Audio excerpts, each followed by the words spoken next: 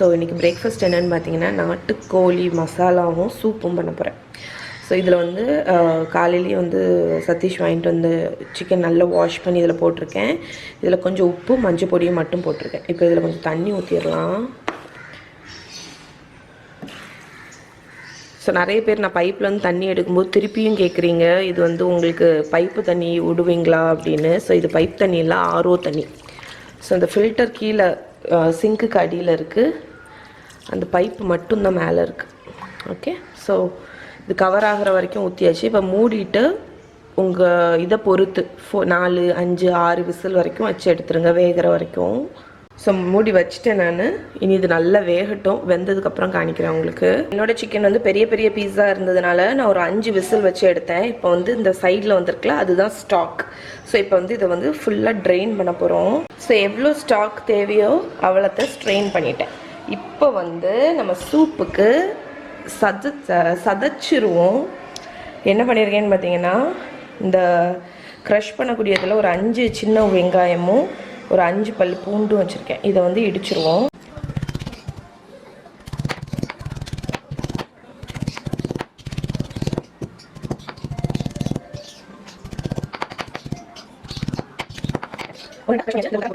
So ஒரு சின்ன பாதி தக்காளி போட்டிருக்கேன், அதையும் வந்து ஓகே, அவ்வளோதான். இப்போ வந்து சூப் ரெடி பண்ணிடலாம்.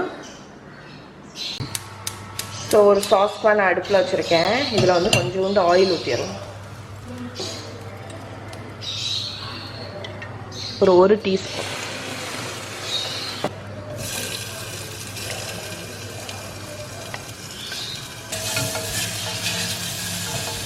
ஸோ அந்த பச்சை வாடை போக ஒரு 1 மினிட் ஃப்ரை ஆகட்டும். ஸோ இப்போ வந்து நல்ல சாட்டே ஆயிடுச்சு. இப்போ இந்த ஸ்டாக்கை ஊற்றிடலாம்.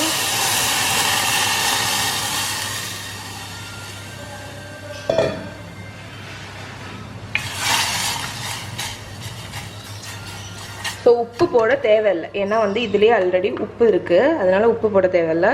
கொஞ்சம் ஜீரக பொடியும் பெப்பர் பவுடரும் மட்டும் போடணும். ஸோ உப்பு மஞ்சள் பொடி எல்லாமே நம்ம ஆல்ரெடி போட்டோம், அதனால தான் நான் போடல. ஸோ பெப்பர் கொஞ்சம் போட்டுக்கோங்க. அதுக்கப்புறம் உங்களுக்கு சர்வ் பண்ணும்போது வேணும்னா ஜாஸ்தியாக போட்டுக்கலாம். அதே மாதிரி ஜீரக பொடியும் கொஞ்சம் போட்டுக்கோங்க. கொஞ்சம் ஜாஸ்தியாக போட்டேன்னா நினைக்கிறேன். சரி, எடுத்துட போகிறேன்.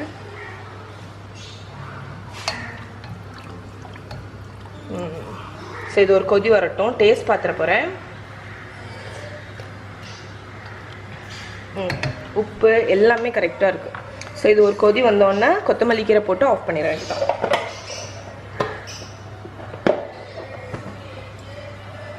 ஸோ நம்ம சூப் வந்து நல்லா கொதிச்சாச்சு. இப்போ அடுப்பை ஆஃப் பண்ணிவிட்டு கொத்தமல்லி கீரையே போட்டிருப்பேன். ஓகே, நம்மளோட நாட்டுக்கோழி சூப்பு ரெடி ஆகிடுச்சு. இதில் வேணால் சிக்கன் பீசஸை பிச்சு கூட போட்டுக்கலாம், பட் நான் சிக்கன் கறி பண்ணுறதுனால இதை சூப் ப்ளைனாக கிளியராக வச்சுக்க போகிறேன். ஸோ நம்ம நாட்டுக்கோழி சூப் ரெடி. பிரேக்ஃபாஸ்ட் முடிச்சுட்டு நான் உங்களுக்கு vlog கண்டினியூ பண்ணுறேன்.